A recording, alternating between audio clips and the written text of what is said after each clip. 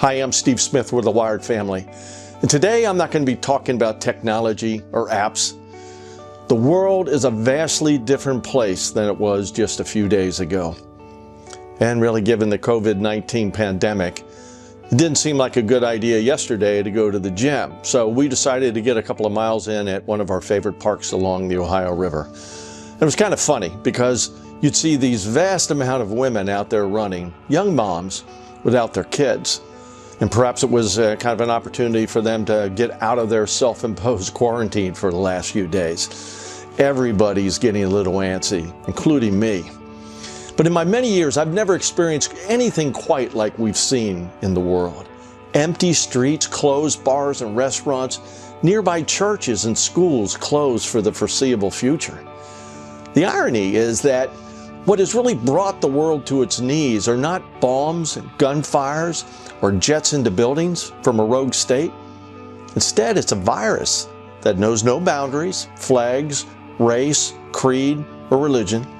And in that sense, perhaps it's the one thing which we can all relate. The world is forced to stop and reflect on the one question we often avoid. What if? What if this continues?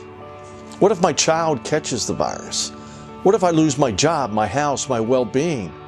And worst, what if I die? Yet perhaps this is a better time not to ask those questions, but to leverage the one thing all of us have for this present time. Time is the one thing no one is guaranteed. Some are given 100 years. Some, like our grandson, Stephen, 8 days and 1 hour.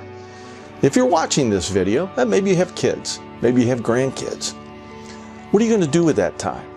Spring sports for kids are canceled, pro sports as well. Schools are closed.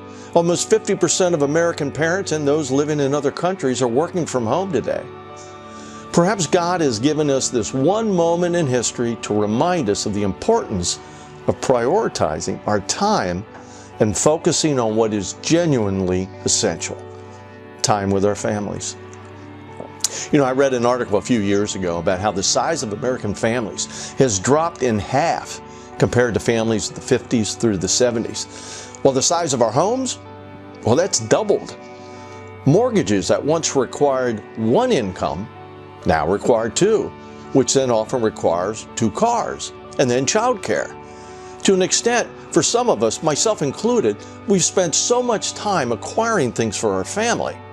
But the currency we use to obtain these items is what we have the least of: time.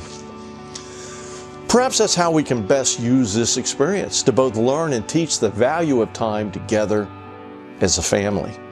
As the saying goes, no one on their deathbed ever says they wish they had spent more time at the office, or that they put on that addition to the house or purchased that new SUV. But as our kids leave the nest, we'll have plenty of time to think about the quality of time we missed, paying for those things that we wanted, but we really didn't need.